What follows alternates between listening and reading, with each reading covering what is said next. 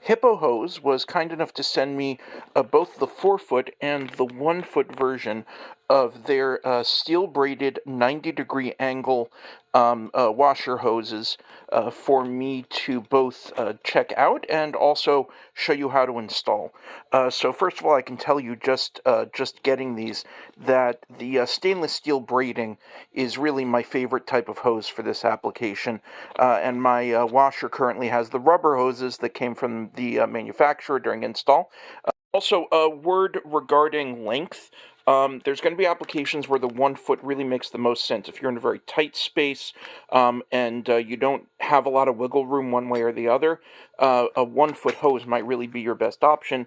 In my case, I'm going to install the 4-foot because I need to pull my washer away from the wall just to even get to it. So let's go down to my basement, disconnect the current hoses, and get these installed and see how they work out. So with any project like this where you're dealing with water pressure, the very first thing you're going to do is to turn off the water. In this case, I have a lever. Sometimes there's going to be knobs instead of that lever. The second step is to unplug the machine so that I'm not dealing with anything suddenly turning on unexpectedly. And finally, I'm going to pull the drain hose, which I will set aside and just put right back in again later. And one more thing, have something to catch water, because there will be some water coming out of the hoses as you detach them. So here you have the hoses where they are attached to the back of my machine right now. These are in pretty tightly. I'm not going to be able to do it just with my hand, but that's what a pair of pliers are for, to just get it started. See? Nice and easy. Comes right off. And I should be able to do the rest by hand and then drain it. Actually, anything that comes out, I'm going to be able to drain directly into my utility sink.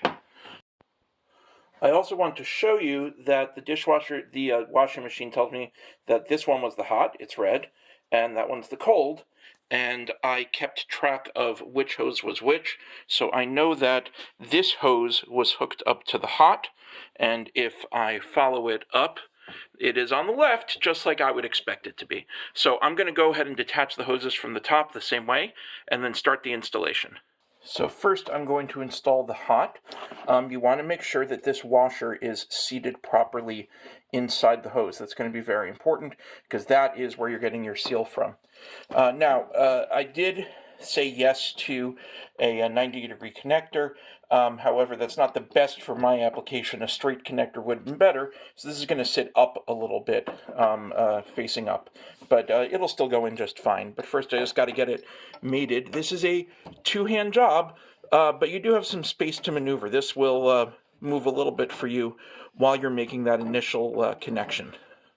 Okay, so I've got it started, and I'm going to get it to hand tightness.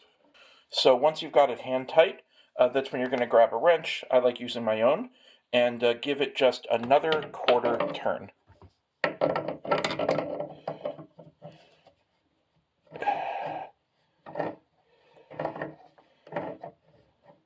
You do not want to over-tighten these, because if you over-tighten, it can actually damage the washer, and you don't get a good seal. Okay, that one's in. Now I'm going to do the cold, do the exact same thing. So now that I've got these both connected and tightened, I'm going to do the same exact process on the back of the washer. Alright, so I've got the back hot and cold hooked up and tightened as well. So the next step is to turn on the water very gently and begin to check for leaks. Okay, you can hear it running. I'm going to open it up a little bit more. Alright, the water is open, and I am looking around now, and particularly feeling with my fingers to look for any place where there might be water coming out, and I'm not finding anything. These connections look good. The final step is going to be now to reinstall the drain, which I can only do with this washer if it's closer to the wall. Plug it in, and run a load, and see if everything works. Okay, so I'm ready to run a test cycle. Let's get the water flowing. And there we go. Coming out nice and smoothly. I'm going to check again for leaks while everything is now running. Nothing's coming out here. Nothing is coming out the back. I can feel the hot water coming through the hot water one nice and clearly. And there you go.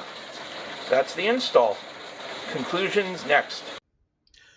So it's a day later, and I want to give you my final thoughts on the washer hoses from Hippo Hose.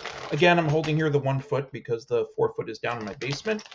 Don't forget that it does come with the correct size wrench for tightening. I did not use it because I like my pliers, but you really don't need any tools that you don't already have, except for possibly something to loosen your old hoses. This is a great product. I expect it to last for quite a while, and it comes highly recommended. Enjoy.